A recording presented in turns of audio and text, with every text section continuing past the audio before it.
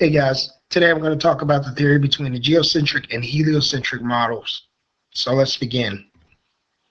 So, geocentric versus heliocentric.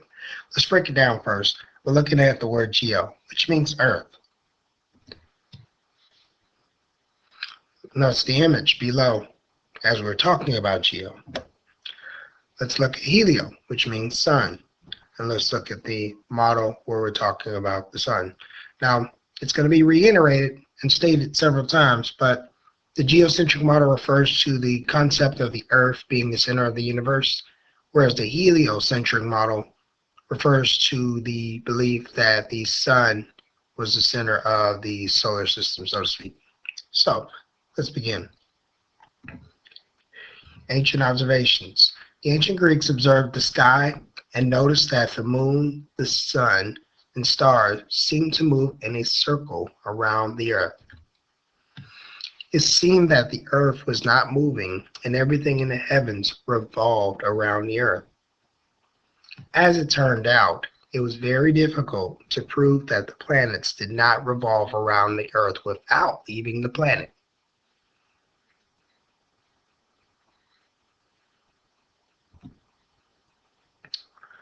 Wandering stars. The Greeks also noticed that while the stars moved across the sky, their patterns did not change. But 5 points of light did move among those stars. And if you can guess, those moving stars were likely to refer to planets. In fact, the Greeks called these objects planets, which means wandering star.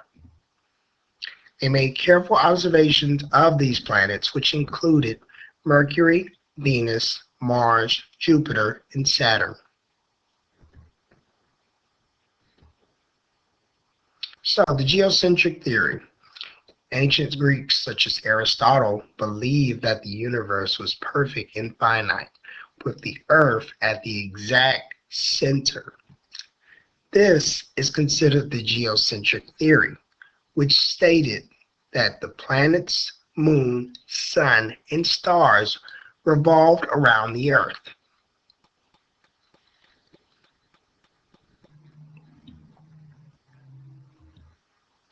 Ptolemy. Yes, the P is perhaps silent, so Ptolemy. In AD 140, the Greek astronomer Ptolemy revised the geocentric model to explain all the planetary motions. His model had the planets move in little circles that also moved in bigger circles.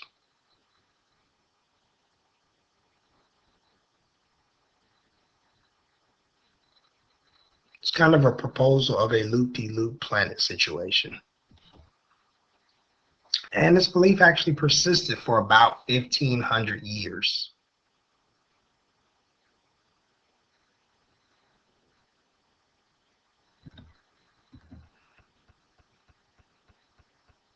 Copernicus.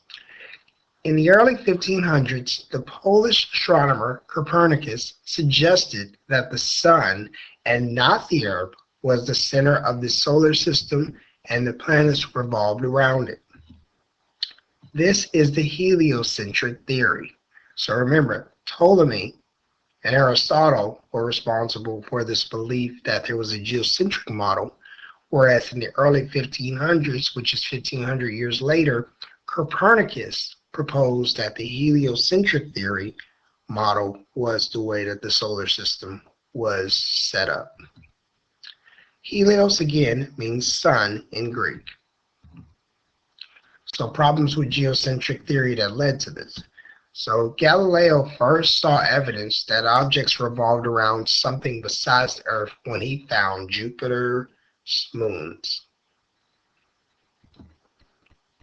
Galileo also saw that Mercury and Venus went through phases, just like our moon.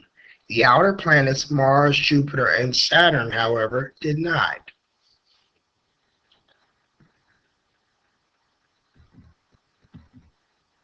Heliocentric theory ends up prevailing. So Galileo supported Copernicus' theory, which clashed with the religious views of the time. He underwent many trials and tribulations and was even sentenced to house arrest for his remaining years. Because you have to keep in mind that for a long time, many people held this theory of geocentric model to be true, and it really takes a lot to change something that exists as a theory, as a standard of norm. His view has withstood the test of time. Today, we talk about our solar system and not our Earth system.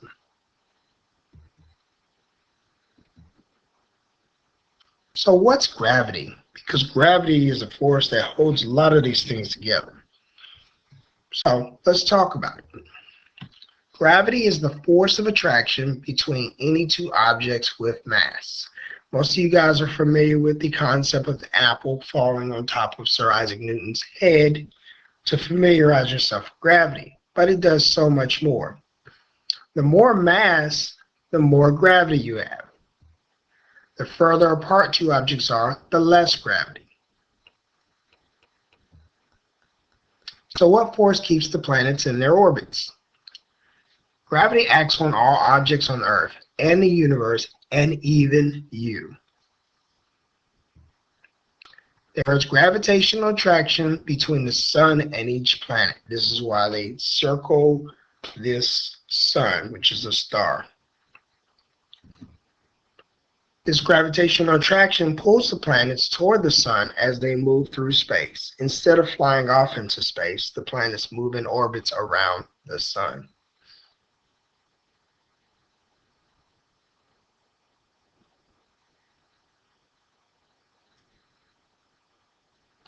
This completes our presentation on the solar system's view of geocentric and heliocentric models.